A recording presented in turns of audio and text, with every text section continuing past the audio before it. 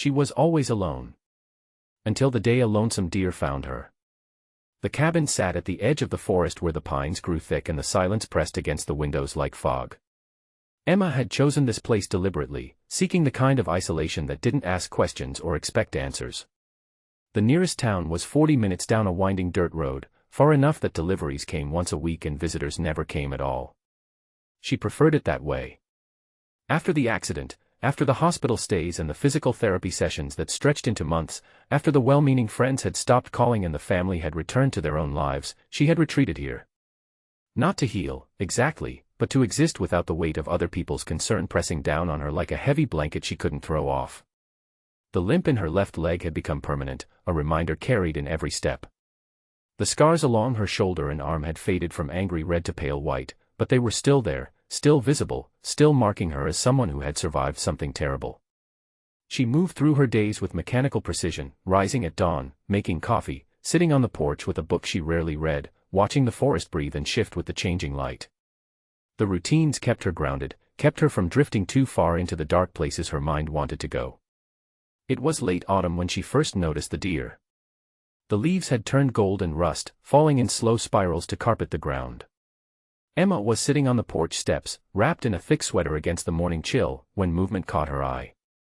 A doe emerged from the tree line, stepping carefully into the clearing that surrounded the cabin. She was small, her coat dull and patchy in places, her movements hesitant and uncertain. One of her ears was torn at the tip, an old injury that had healed crookedly. She stood at the edge of the clearing, watching the cabin with dark, cautious eyes.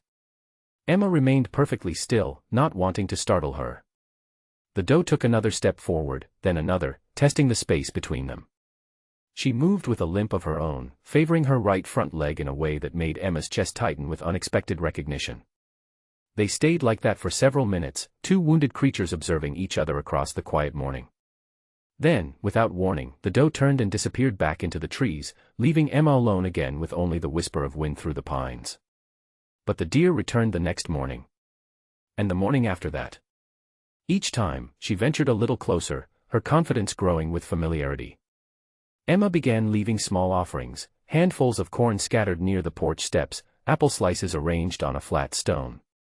The doe accepted these gifts cautiously at first, approaching only after Emma had retreated inside. Gradually, the distance between them shrank. Within 2 weeks, the deer was eating while Emma sat on the porch, close enough that she could hear the soft sound of her chewing, the gentle huff of her breath in the cold air. Emma found herself waiting for these visits, structuring her mornings around the quiet companionship they offered. She named the deer Willow, though she never spoke the name aloud, keeping it private like everything else in her carefully controlled world. Willow seemed to sense the unspoken understanding between them. She never rushed, never demanded, simply appeared each morning like a promise being kept. There was something deeply comforting about her presence, the way she existed without expectation or judgment, offering companionship that asked for nothing in return. As the weeks passed and winter approached, Emma noticed changes in Willow's behavior. The deer began staying longer, sometimes settling down in the clearing for hours at a time, her body relaxed and her breathing slow. She would rest near the porch, close enough that Emma could see the rise and fall of her ribs, the occasional flick of her damaged ear. On particularly cold mornings, Emma would bring out an extra blanket and sit on the steps, watching Willow with a tenderness she hadn't felt in months. The deer seemed to understand that this space was safe, that here she could let her guard down without fear. One morning, Emma woke to find fresh snow covering the ground, transforming the clearing into a pristine white expanse. She made her coffee and stepped onto the porch, expecting to find it empty. Instead, Willow was already there, standing near the steps, her coat dusted with snowflakes. But she wasn't alone. Beside her stood a fawn, small and delicate, with spots still visible along its back despite the lateness of the season. The young deer pressed close to Willow's side, clearly nervous, clearly seeking protection. Emma's breath caught in her throat. She hadn't known Willow had a fawn, hadn't seen any sign of it in all the weeks they'd been meeting. The little one couldn't have been more than a few months old, undersized and fragile-looking, with legs that seemed too thin to support its weight. Willow nudged the fawn gently forward, encouraging it toward the food Emma had left out. The gesture was unmistakable.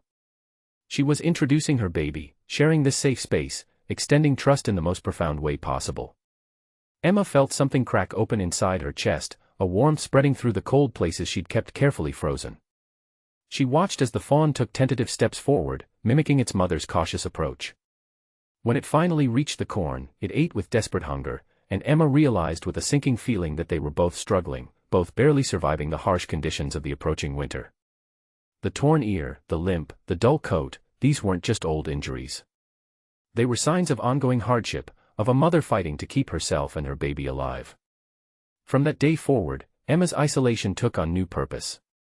She began researching proper nutrition for deer, ordering supplements and high-quality feed to be delivered with her weekly supplies. She created a shelter in the clearing, a simple three-sided structure filled with straw where Willow and her fawn could escape the worst of the winter weather.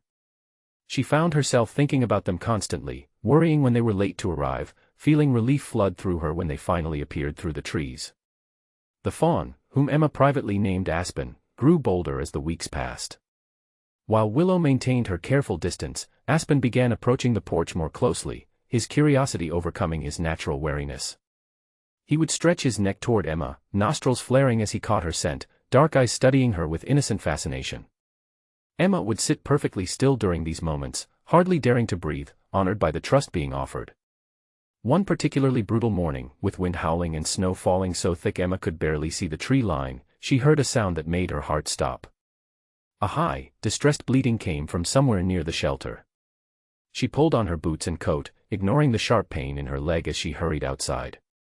Through the swirling snow, she found Aspen tangled in fallen branches near the shelter's entrance, his thin legs caught in a way that had him trapped and panicking.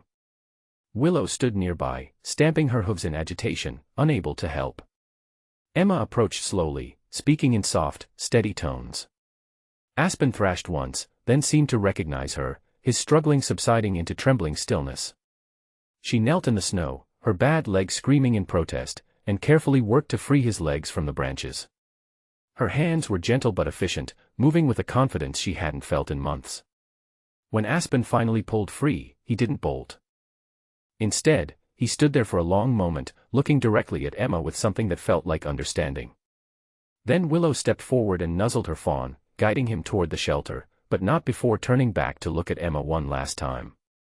That night, Emma sat by her window watching the snow fall, feeling something shift inside her.